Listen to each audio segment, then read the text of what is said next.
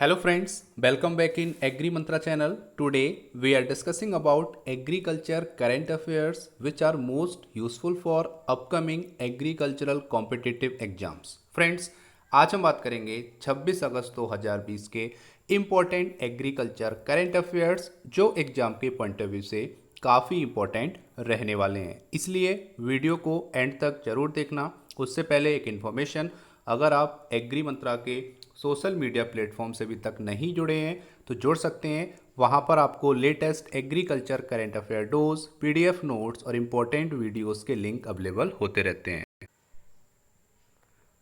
आज के सेशन में बात करेंगे 3 most important agriculture current affairs, जिसमें पहली हेडलाइन है ICICI bank breaks the ground uses satellite images for farm loan to cut cost. तो यहाँ पे आईसीआईसीआई बैंक एक ऐसा बैंक बन गया भारत का जो अब सैटेलाइट इमेज की हेल्प से फार्म लोन डिसाइड करेगा। मतलब है कि ऋण योग्यता का आकलन करेगा जो कि केवल सैटेलाइट इमेजेस के बेस पर करेगा। तो ये पहला बैंक ऐसा बन गया है भारत का जो सैटेलाइट यूज करेगा for providing farm loan to farmers. तो जानेंगे इसके बारे में डिटेल में। Second important current affair, a digital seminar on making Karnataka the cashew hub of India organized by confederation of Indian industry, मतलब CII।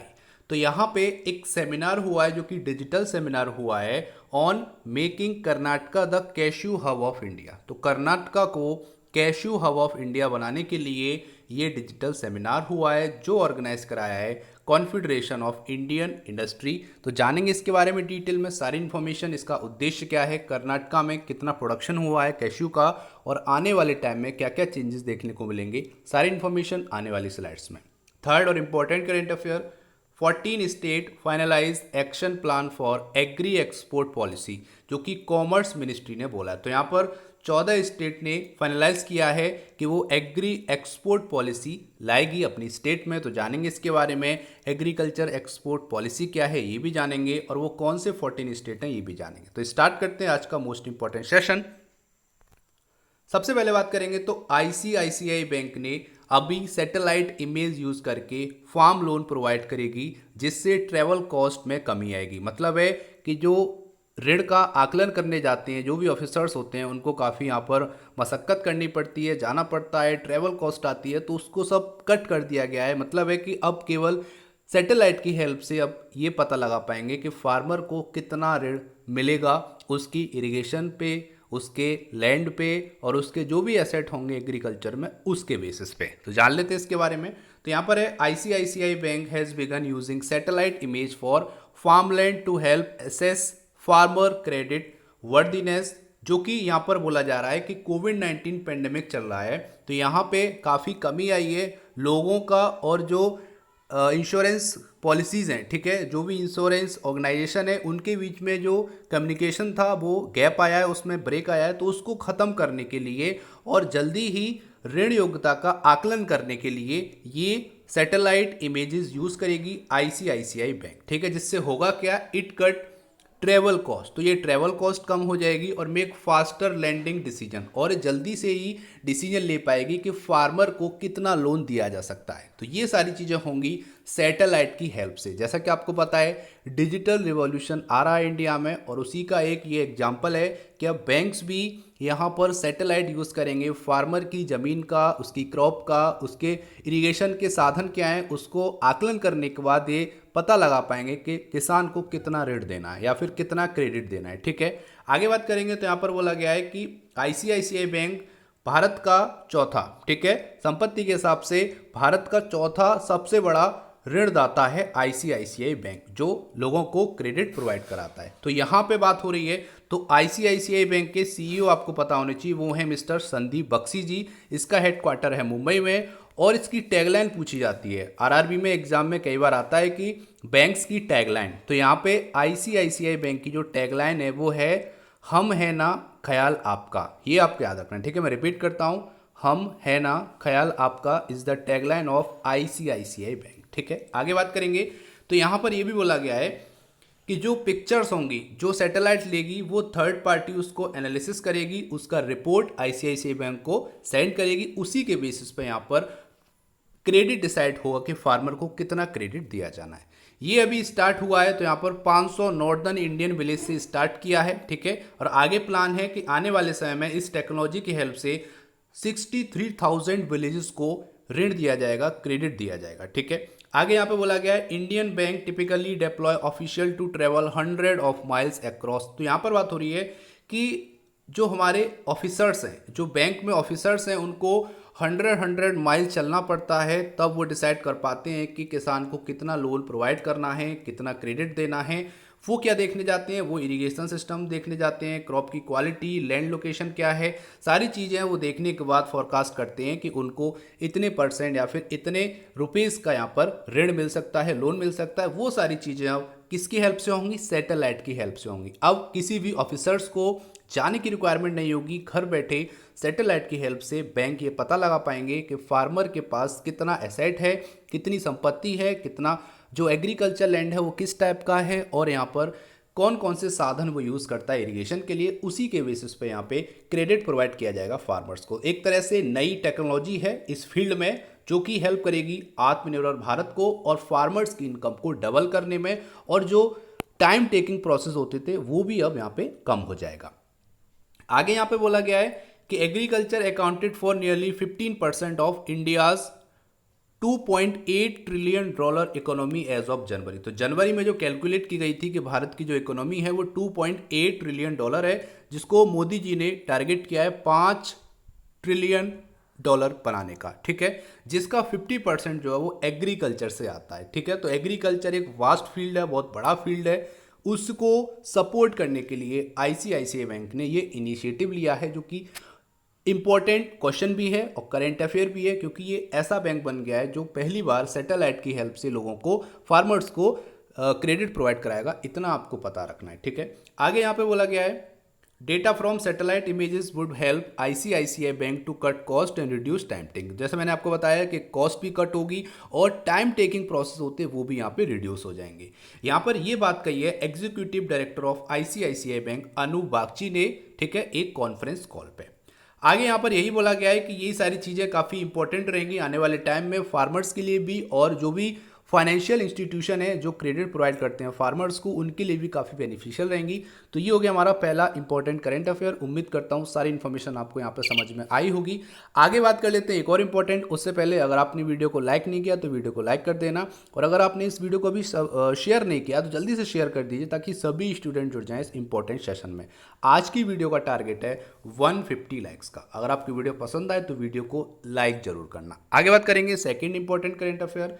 A digital seminar on making Karnataka the cashew hub of India organized by CCI. तो सीसीआई ने एक digital seminar organise किया है, जिसका जो topic था वो था making Karnataka the cashew hub of India. तो कर्नाटका को कैश्यू हब बनाना भारत का ये उद्देश्य था इस इंपॉर्टेंट डिजिटल सेमिनार का। जान लेते हैं इसके बारे में। तो यहाँ पर बोला गया है कि increasing the production and productivity of cashew, the DCCD directorate of cashew nut and cocoa development has lauded the effort of Odisha government in more areas under cashew crop in that state। तो यहाँ पे बात हो रही है कि DCCD ने सराहना की है उड़ीसा गवर्नमेंट की कि यहाँ पे जो प्रोडक्शन है और प्रोडक्टिविटी है कैश्यू की बड़ी है। ये जो एफर्ट कर रही है उड़ीसा गवर्नमेंट, उसकी सराहना की है किसने, DCCD ने। और इसीलिए DCCD चाहता है कि कर्नाटका को कैश्यू हब ऑफ इंडिया बनाया जाए। आगे बोला गया है speaking at a digital seminar on making Karnataka the cashew hub of India organized by Bengaluru chapter of CCI. तो सीसीआई मतलब मैंने आपको बताया confederation of Indian economy. Confederation मतलब होता है संघ, ठीक है।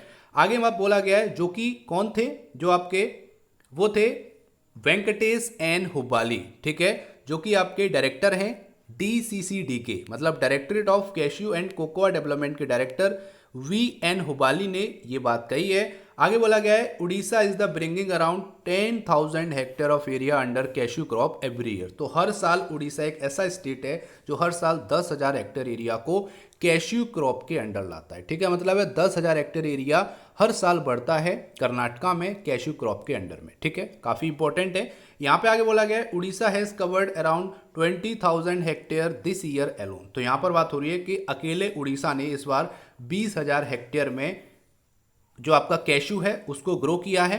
तो this the most critical year to cover due to pandemic. और जैसा कि पता है कि ये जो ईयर है वो काफ़ी क्रिटिकल है क्योंकि कोविड-19 पेंडेमिक आया है। ऐसी कंडीशन में भी यहाँ पे सबसे ज़्यादा कवर किया है उड़ीसा ने कैश्यू नट के अंदर में, ठीक है।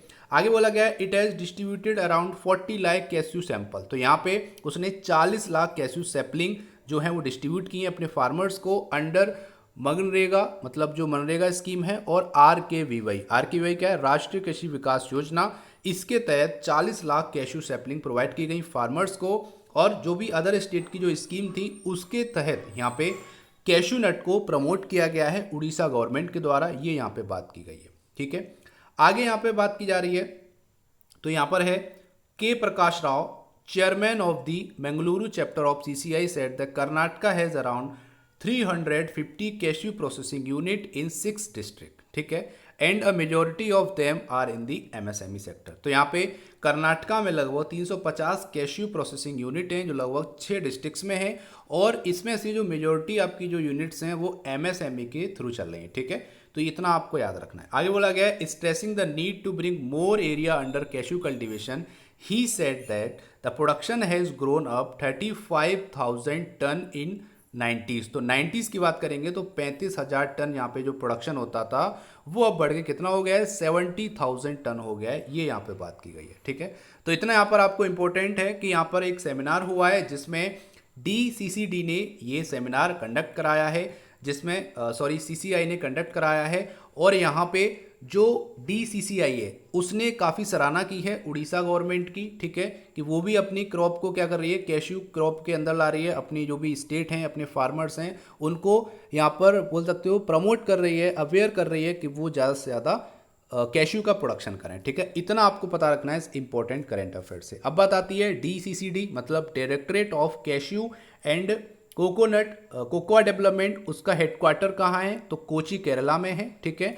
और यहाँ पे ये जो आपका directorate of cashew nut and cocoa development है ये आता है under department of agriculture, corporation and farmers welfare. इतना आपको पता होना चाहिए इंपॉर्टेंट करेंट अफेयर से, ठीक है। आगे चलते हैं एक और इंपॉर्टेंट करेंट अफेयर, और आज का last 14 state finalize action plan for agri export policy, commerce ministry ने बोला है। तो यहाँ पर एग्री एक्सपोर्ट पॉलिसी थोड़ा जान लेते हैं। इसका जो उद्देश्य होता है वो क्या होता है, to diversify our export basket. तो जो एक्सपोर्ट बास्केट एग्रीकल्चर की उसको डाइवर्सिफाई करना ही एग्रीकल्चर एक्सपोर्ट पॉलिसी का ऑब्जेक्ट होता है, ऑब्जेक्टिव होता है, उद्देश्य होता है। दूसरा उद्देश्य क्या होता है, to boost value added agriculture export, ठीक है, वैल्यू एडेड एग्रीकल्चर एक्सपोर्ट को बूस्ट करना। और तीसरा इंपॉर्टेंट क्या उद्देश्य होता है, to promote novel, indigenous, organic, traditional and non traditional agriculture product export, ठीक है। तो जो भी आपके नोवेल प्रोडक्ट हैं, जो भी आपके इंडिजिनस प्रोडक्ट हैं जो कि देसी बोले जाते हैं, ऑर्गेनिक प्रोडक्ट हैं, ट्रेडिशनल प्रोडक्ट हैं और नॉन ट्रेडिशनल प्रोडक्ट हैं, उसके एक्सपोर्ट के लिए, उसको प्रमोट करने के लिए ही एग्रीकल्चर एक्सपोर्ट पॉलिसी बनाई गई है। तो जान लेते हैं इसके बारे में। तो यहाँ पर बोला गया है as many as 14 state including Maharashtra, Uttar Pradesh, Kerala, Nagaland, Tamil Nadu and Assam has finalize the state specific action plan for agriculture export policy. तो यहाँ पे बात हो रही है कि 14 राज्यों के कृषि नीति के लिए, ठीक है, जो 14 राज्य हैं उन्होंने कृषि नीति के लिए राज्य विशिष्ट कार्य योजना को अंतिम रूप दिया है, ठीक है, जो कि यहाँ पर आप देख पा रहे होगे। और ये आपका AEP कहलाता है, एग्रीकल्चर एक्सपोर्ट पॉलिसी, ठीक है। तो ये यहाँ पे फाइनलाइज हो गए ये 14 स्टेट। अब यहाँ पे ये फॉलो होगा एग्रीकल्चर एक्सपोर्ट पॉलिसी, ठीक है, ये एक्शन प्लान तैयार किया गया है।